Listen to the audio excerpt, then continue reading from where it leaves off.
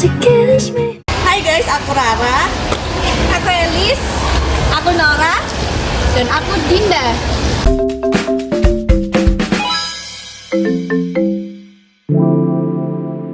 fenomena ini bermula dari satu hal yang amat sederhana, yaitu impian untuk mendapatkan pekerjaan yang lebih baik. Ribuan warga negara Indonesia, terutama dari kalangan muda dan pencari kerja, tergiur oleh tawaran pekerjaan bergaji tinggi di luar negeri. Salah satu negara yang bertujuan yang banyak dipromosikan melalui media sosial dan grup-grup online yaitu negara Kamboja. Melalui agen-agen tidak resmi, mereka dijanjikan pekerjaan sebagai staff customer service, digital marketing, atau pekerjaan kantoran lainnya.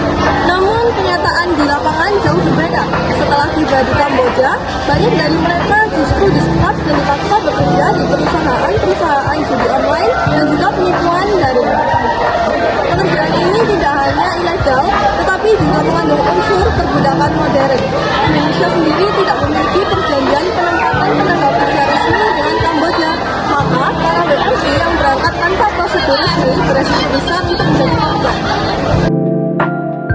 Namun, apa yang sebenarnya terjadi setelah mereka tiba di Kamboja? Disinilah masalah besar mulai terlihat. Setibanya di Kamboja, para pekerja ini diambil alih oleh sindikat kejahatan terorganisir. Mereka dipaksa bekerja 12 hingga 16 jam sehari tanpa digaji sesuai janji.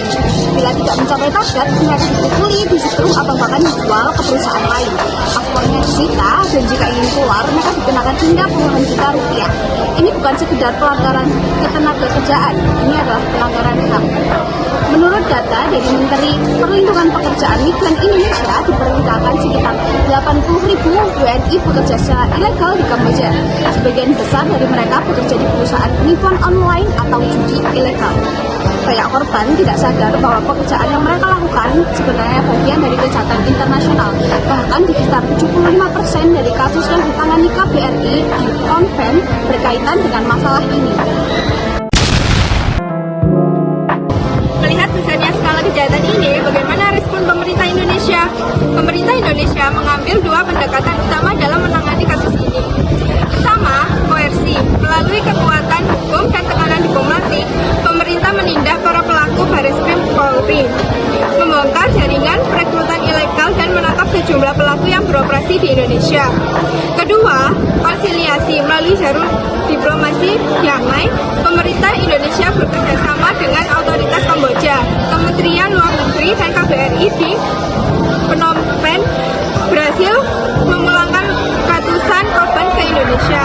Selain itu, pemerintah juga melakukan penyelamatan dan pemulangan langsung, serta penindakan hukum di dalam negeri terhadap agen ilegal yang terbukti mengeksploitasi kerja. Untuk mencegah kejadian serupa terjadi kembali, pemerintah terus melakukan berbagai upaya edukasi kepada masyarakat, terutama calon pekerja migran. Calon pekerja harus selalu memverifikasi informasi lowongan kerja ke luar negeri melalui lembaga resmi. Selain itu, pemerintah juga menyediakan sarana pelaporan dan pelindungan agar WNI di luar negeri bisa terjaga keamanannya. Kasus eksploitasi pekerja Indonesia di Kamboja menjadi pelajaran penting bagi kita semua. Ini bukan hanya soal pekerjaan ilegal, tapi menyangkut martabat manusia, kejahatan lintas negara, dan kelalaian sistem perlindungan terhadap pekerja migran bukan hanya tanggung jawab pemerintah, tapi juga tanggung jawab masyarakat dan individu itu sendiri. Jadilah warga negara yang cerdas, berhati-hati dalam memilih pekerjaan, dan pastikan semua proses dilakukan secara legal. Karena satu keputusan bisa menentukan masa depan. Thanks for watching, guys!